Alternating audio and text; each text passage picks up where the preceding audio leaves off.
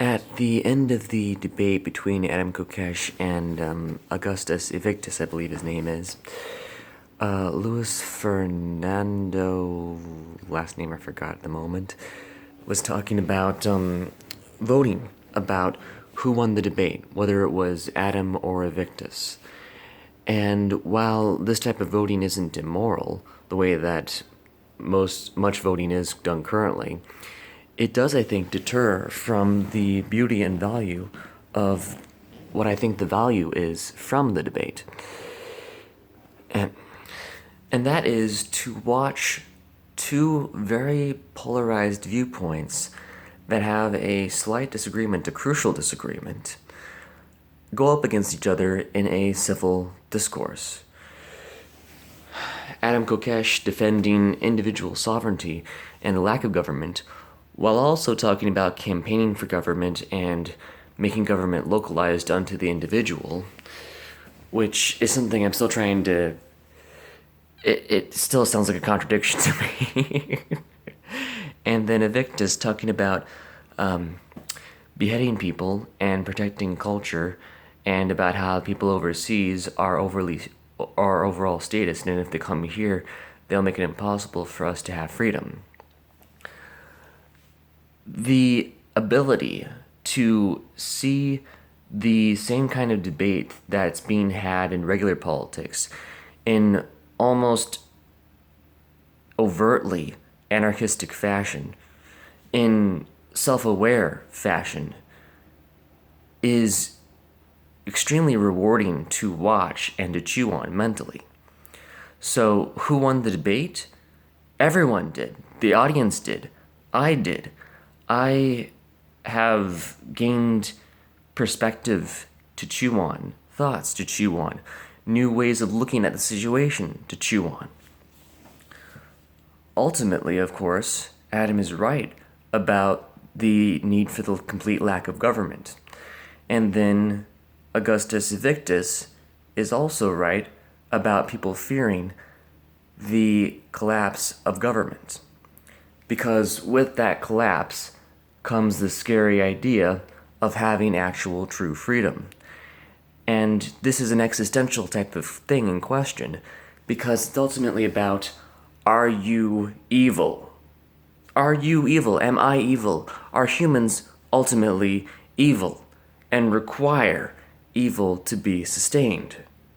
Now this sounds like an almost religious type of question, and that's what it ultimately essentially comes down to at many points. That is, if you believe that you are evil and in need of some sort of a form of redemption, this process of dealing with the violence inside yourself, whether it be, and the question really is the violence inherent to you, or was it ingrained into you via a process? Likewise, that extends through all time and all humanity, making for the argument and point of, well, if humans have had government for this long, why wouldn't we be able to keep doing it? The answer to that relates to the stuff that I have studied. And what I am aiming for is to make it sound less really, really, really heavy, because people go, oh my god, that's way too deep for me. But I'll present it because inevitably I will get questions, and those questions will help me revise the content further to make it most clarified for as many people as I can make it clarified for. And I can keep extending that process until eventually it's not a deep topic, it's simply, well, how's the weather today? Something like that, except that it actually matters to you and the whole entire world. I suppose, though, technically the weather could be said to be the same thing, and that's kind of the point right there. What I say, is that fundamentally everything is made of energy. Energy is what everything is. A singular entity, however, cannot exist. Now, you could say, sure, yeah, energy is everything, and everything is energy, and a singular entity can't exist, but we're clearly here, so fuck your theory. And I would say, no, that's actually part of the theory. That's the paradox part, because we are clearly here, we clearly have distinct selves, and we are interacting, we do have existence. And so what does this mean? This relates to the overall idea of individual divinity, because in the same way that each of our cells in our hands, our feet, our heads, or whatever, have all the information of all the other ones but are manifesting only a particular type of thing, so too each of us are the same thing. DNA is fractal and holographic, and so as well is the entirety of life. That's why I think that fundamentally the question between individual and community relies on and resides on first the individual and outgrowth of that to the community that the individuals make up. I noticed with Evictus that he went all the way down to, I think, big community groups, but never down to the individual. That was the one step that he missed when he was talking about everything and everyone. And that's a critical point, because there's not enough energy to take the individual into consideration. And because of that, the entire thing fails because you have to go with the collective. That is a deadly, dastardly type of thing to do. And it is what has led and what leads to universal, or not universal, but global, or things on a big scale, in what we call human terms, devastation, socially and environmentally. And the big thing that I am working on and working with is trying to understand how best to explain quantum mechanics to people, because a lot of times when I talk about quantum mechanics and how that relates to our divine nature, people look at me and go, "Okay then, you're a New Ager, aren't you? Have fun." And at this point, I just ask you, recall how when you say you're an anarchist or that you advocate anarchy, that people go, "Oh, hi, you're an idealist, have fun with that." Because I think it's kind of the same thing. The duality that you can see as the combination of amnesia with life or light. And those two combine together and they twist. And that is what we generally see as dark energy and or as how DNA works, because it's two strands, the thing spirals up. The most activity, the highest frequency, results in essentially a beam of light and you being filled with light. What accords and goes with that is the feeling of lightness and joy.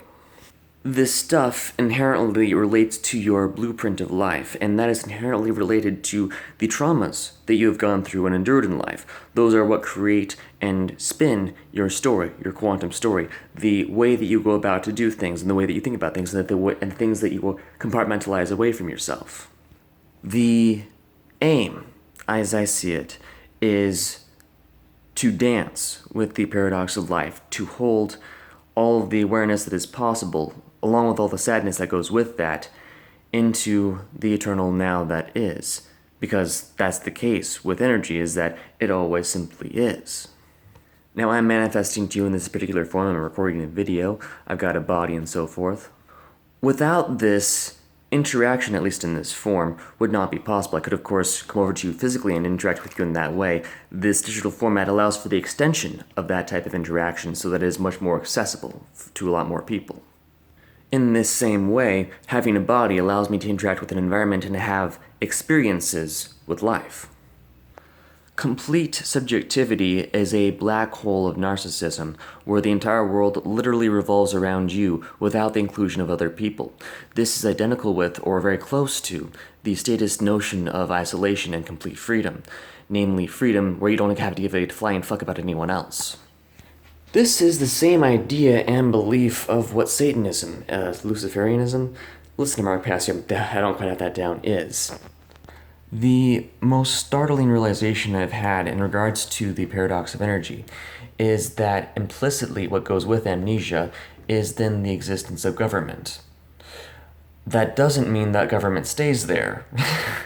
It means that it's part of the transition process, it's part of the doing of life, where we forget what we are, we forget what we can do, we forget how life can be, and we pretend that life is horrible and shitty. Oops. It is a general consistency that those advocating for the continuation of shitty life will do so essentially saying that the lack of having the things that bring about the shitty life, which bring about a comfortable, null and dumb and unsavory life, is a better and safer way to go about doing things, and it's a more practical way of going about doing things. They're completely and utterly wrong. A life that is safe by principle is an unlived life. I'm not against safety in the least. I'm against safety as your basic core first principle. First freedom, and then safety. Freedom always supersedes safety. And just to clarify again, freedom does not mean being able to do whatever the fuck you want. Freedom means being able to do whatever the fuck you want up until the point of imposing on someone else.